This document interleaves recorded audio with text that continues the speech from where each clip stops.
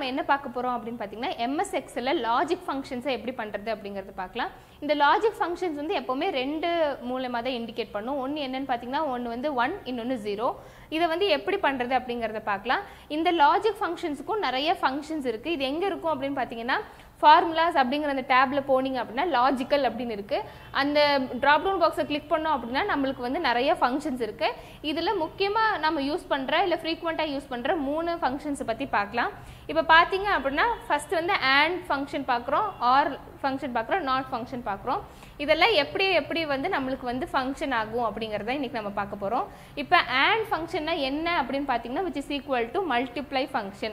அதாவது வந்து நாம வந்து ஒரு ட்ரூவான ஒரு வேல்யூ ஒரு ஃபால்ஸான வேல்யூ கொடுத்தோம்னா அது மல்டிப்ளை ஆகுறப்போ ரெண்டுமே ட்ரூவா இருந்தா நமக்கு ட்ரூன்னு காட்டும், இல்ல ஒன்னு ஃபால்ஸா இருந்தாலும் நமக்கு ஃபால்ஸ்னு காட்டும். இப்போ நம்ம அது எப்படி பண்றதுன்னு பார்க்கலாம். இப்போ வந்து AND நாம கொடுக்குறோம் ஈக்குவல் டு AND அப்படிங்கிற நம்ம அந்த ஃபங்க்ஷன் எழுதிட்டு ஓப்பன் பிராக்கெட் கொடுத்துட்டு நாம இப்போ வேல்யூஸ் இருக்கிற அந்த செல்ஸை வந்து நம்ம கிளிக் பண்றோம். இப்போ C2ன்னு கொடுத்துருக்கோம். நெக்ஸ்ட் வந்து D கொடுத்தோம்னா D2 அப்படின்னு வந்துடும். க்ளோஸ் பிராக்கெட் கொடுத்து என்டர் கொடுத்தீங்க அப்படின்னா நம்மளுக்கு வந்து அது வந்து ட்ரூவா ஃபால்ஸான்னு மட்டும்தான் நம்மளுக்கு ரெஸ்பான்ஸ் ஆகும். இப்போ நம்ம என்டர் கொடுத்துருக்கோம் ஃபால்ஸ்ன்னு வந்திருக்கு. ஏன்னா இதில் ஒரு வேல்யூ வந்து ஃபால்ஸான வேல்யூ, ஸோ அதனால நம்மளுக்கு ஃபால்ஸ்ன்னு வந்திருக்கு. நெக்ஸ்ட் இதே மாதிரி தான் OR ஃபங்க்ஷன் பார்க்க போகிறோம். இந்த OR ஃபங்க்ஷனை என்ன அப்படின்னு பார்த்தீங்க அப்படின்னா அடிஷன் ஃபங்க்ஷன். இந்த அடிஷன் ஃபங்க்ஷன் என்னன்னு பார்த்தீங்கன்னா ஒரு வேல்யூ ட்ரூவாகவும் ஒரு வேல்யூ ஃபால்ஸாக இருந்தாலும் நம்மளுக்கு ட்ரூன்னு தான் காட்டும். இப்போ பார்க்கலாம். இப்போ வந்து R வந்து ஈக்குவல் டு R ஃபங்க்ஷன் எழுதியிருக்கோம். ஓப்பன் பிராக்கெட் கொடுத்துட்டு இப்போ நாம அந்த வேல்யூ இருக்கிற செல்லை கிளிக் பண்ணுறோம் C3.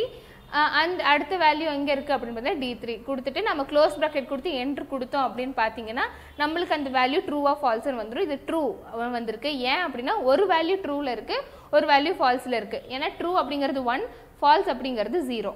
நெக்ஸ்ட் பார்த்தீங்கன்னா நாட் வேல்யூ. இந்த நாட் வேல்யூ என்னன்னா நீங்கள் எந்த வேல்யூ கொடுக்குறீங்களோ அதுக்கு ஆப்போசிட்டான வேல்யூவை தான் ரெஸ்பான்ஸில் கொடுக்கும். இப்போ பார்த்தீங்கன்னா இங்கே 1 அப்படின்னு இருக்குது. இதுக்கு நம்ம நாட் வேல்யூ கண்டுபிடிக்கணும்.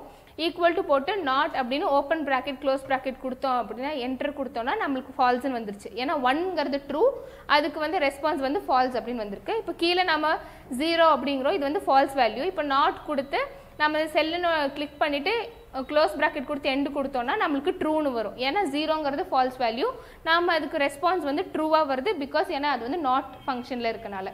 ஸோ இப்போ நம்ம என்ன பார்த்துருக்கோம் அப்படின்னு பார்த்தீங்கன்னா MS Excelல லாஜிக் ஃபங்க்ஷன்ஸை எப்படி யூஸ் பண்ணுறதுங்கிறத பார்த்துருக்கோம்.